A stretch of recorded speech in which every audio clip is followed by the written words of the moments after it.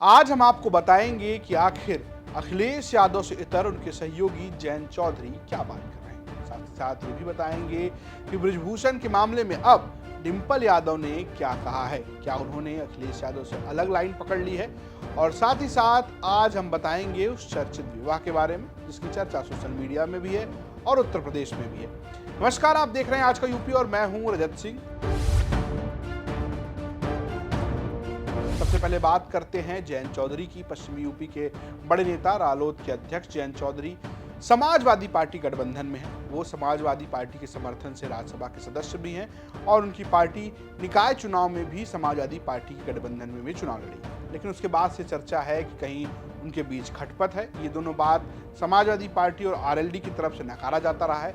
इन सबके बीच एक बयान जयंत चौधरी का खूब चर्चा में है। दरअसल जयंत चौधरी ने कांग्रेस से गठबंधन को लेकर एक बड़ी बात कही है। उन्होंने कहा है कि अगर नेशनल फ्रेमवर्क की बात करेंगे तो उसमें कांग्रेस को लीड करते हुए गठबंधन की बात बनती है। उन्होंने कांग्रेस को एक मुख्य विपक्षी दल के तौर पर भी सामने आने की बात कही है। ये बात अखिलेश यादव की कही हुई बात से बिल्कुल अलग है। दरअसल शुरू में अखिलेश यादव कहते रहे हैं कि वो कभी भी कांग्रेस से गठबंधन नहीं करेंगे। उन्होंने सीधा तो नहीं कहा, लेकिन वो अमेठी में चुनाव लड़ने की बात कहते रहे और कांग्रेस के खिलाफ जिस तरीके से बातें करते रहे हैं वो बीजेपी और कांग्रेस से समान दूरी बनाते हुए नजर आते रहे। लेकिन जब से नीतीश कुमार से उनकी मुलाकात हुई तब से वो एक दूसरे रुख में नजर आ रहे हैं। वो ये कहते हैं कि उन्होंने कहा है, यानी कि नीतीश कुमार ने कहा है, शरद पवार ने कहा है, ममता बनर्जी ने कहा है कि जो पार्टी जहां मजबूत है उसके नेतृत्व में वहां चुनाव लड़ा जाए। यानी कि यूपी में अगर कांग्रेस को गठबंधन करना है तो हमारे तय आइए, हम तय करेंगे कि आप कैसे चुनाव लड़ेंगे। यानी कि एक तरीके से स्ट्रेटजिकली तौर पर अपने आप को ऊपर बता रहे हैं यहाँ पर अखिलेश यादव। लेकिन अब जयंत चौधरी ने कहा है कि अगर लोकसभा चुनाव की बात होगी तो गठबंधन का मुखिया तो कांग्रेस होगा। सुनिए पहले अखिलेश यादव क्या कह रहे हैं। अखिलेश यादव का बयान थोड़ा पुराना है, उसके अलावा जयंत चौधरी ने जो तत्काल में कहा है वो भी सुनिए। बिहार के मुख्यमंत्री नीतीश कुमार जी ने भी दिया। अभी जब नीतीश कुमार जी और तेजस्वी मिले थे और आदरणीय ममता बनर्जी जी से मैं मिला था तब उन्होंने यही बात कही कि जो दल जहां पर मजबूत है उस दल को आगे कर करके लड़ाई लड़नी चाहिए। कांग्रेस की देश में भूमिका है, उसे कोई इनकार नहीं कर सकता। पटना में एक बैठक बुलाई गई है, पहले 12 तारीख को हुई थी, मैं भी वहाँ जा रहा था। 23 तारीख को हम देखते हैं उसमें क्या चर्चा निकलती है। लेकिन नेशनल फ्रेमवर्क में विपक्ष की भूमिका में कांग्रेस की बड़ी। तो सुना आपने किस तरीके से दोनों नेताओं की बातें अलग अलग लग रही हैं। हालांकि जयंत चौधरी पिछले कुछ समय से लगातार कांग्रेस के ऊपर डोरे डाल रहे हैं। क्या वो विपक्षी एकता वाले गठबंधन में शामिल हो रहे हैं और क्या वो ये रुख पहचान रहे हैं कि अगर लोकसभा चुनाव होता है तो कांग्रेस के बिना कोई गठबंधन बनता हुआ नजर नहीं आएगा, क्योंकि कांग्रेस ही मुख्य विपक्षी पार्टी के तौर पर प्रदेश पे नजर आएगी, जिस तरीके से उत्तर प्रदेश में समाजवादी पार्टी नजर आई थी।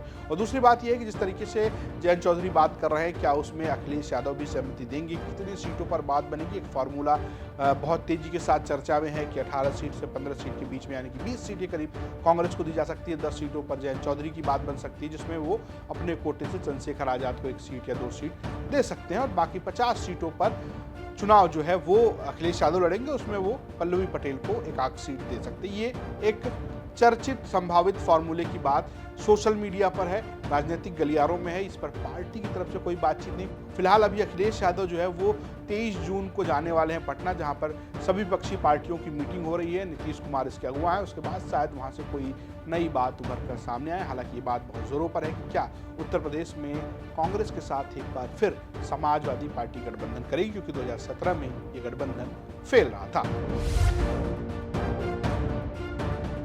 अब आते हैं दिन की दूसरी खबर पर। दूसरी खबर है बृजभूषण शरण सिंह से जुड़ी हुई। बृजभूषण शरण सिंह के ऊपर महिला पहलवानों ने यौन शोषण का आरोप लगाया है।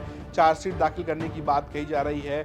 एक मीटिंग हुई है, अमित शाह से मीटिंग हुई, उसके बाद अनुराग ठाकुर से मीटिंग हुई। उसके बाद कुछ दिनों के लिए यानी 15 जून तक के लिए खिलाड़ियों ने अपने आंदोलन को उस तरीके से नहीं बल्कि एक तरीके से स्थगित कर लिया है। अब वो चार्जशीट के इंतजार में जो आश्वासन दिया गया। दूसरी ओर बृजभूषण शरण सिंह है जो लगातार ये दावा कर रहे हैं कि वो चुनाव लड़ेंगे कैसरगंज से और वो शक्ति प्रदर्शन कर रहे हैं, रैली कर रहे हैं और उस रैली में वो तमाम बातें साराना अंदाज में कहते हुए नजर आ रहे हैं। लेकिन इन सबके बीच डिंपल यादव ने एक बयान दिया है। सुनिए पहले डिंपल यादव क्या कह रही हैं, उसके बाद हम इस पर बात करेंगे।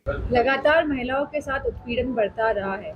हमने देखा है कि महिला पहलवानों की जो आप बात कर रहे हैं पूरा भारत देश उनके साथ खड़ा है, क्योंकि मुझे लगता है कि वह सही है। मेरी अपनी यह राय है, और जो भी न्यायालय द्वारा प्रक्रिया होनी चाहिए वो हो रही है। एफआईआर हुई है, और मैं समझती हूँ एफआईआर के दम पे अब भाजपा को इस पे कदम आगे बढ़ाकर जो निर्दोष है उनके साथ खड़े होकर, और जो दोषी है उनके साथ कार्रवाई करनी चाहिए। दरअसल डिम्पल यादव ब्रिजभूषण का नाम तो नहीं ले रही, लेकिन वो महिला पहलवानों की बात करें, जो महिला पहलवान कह रहे हैं तो उसमें सच्चाई होगी। कुल मिलाकर ऐसा लगता है कि कहीं ना कहीं अखिलेश यादव से इतर डिम्पल यादव इस मुद्दे पर लगातार लाइन लेते हैं। अखिलेश यादव इस मामले में बोलने से बचते नजर आते हैं। हालांकि वो भी बात करते हैं कि सजा होनी चाहिए, पहलवानों के साथ देश खड़ा है, लेकिन वो ब्रिजभूषण के ऊपर सीधा हमला करने से लगातार बचते रहे, क्योंकि ये माना जा रहा है कि अगर ब्रिजभूषण शरण सिंह बीजेपी से बगावत करते हैं तो उसका फायदा समाजवादी पार्टी को मिल सकता है। और इससे पहले भी वो समाजवादी पार्टी के तरफ से सांसद रह चुके हैं। 2014 में उनकी वापसी हुई थी, और अगर इस बार ऐसा कुछ होता है तो हो सकता है कि वो वापस निर्दलीय लड़ जाएं या सपा के कोटे से लड़ जाएं। ये सब देखने वाली बात है। हालांकि ब्रिजभूषण की माने तो वो कह रहे हैं भैया हम तो बीजेपी से चुनाव लड़ेंगे, लेकिन डिम्पल यादव जिस तरीके से मुखर हैं और कुछ दिनों से अखिलेश यादव के सुर बदले हुए नजर आ रहे हैं, ऐसे में लगता है कि फिलहाल ब्रिजभूषण के लिए बीजेपी ही सहारा है। अगर बीजेपी उनको हटाती है तो कहीं ना कहीं वो फंस सकते हैं। अब आते हैं दिन की तीसरी खबर पर। दिन की तीसरी खबर जुड़ी हुई है ओम प्रकाश राजभर के बेटे अरुण राजभर से। दरअसल अरुण राजभर ने शादी कर ली है। जी हाँ, अरुण राजभर ने एक तस्वीर जारी की है अपनी संगिनी के साथ, अपनी धर्मपत्नी के साथ, और उस पर लोग तमाम तरीके से बधाई दे रहे हैं। हालांकि इस पर खूब राजनीति भी हुई।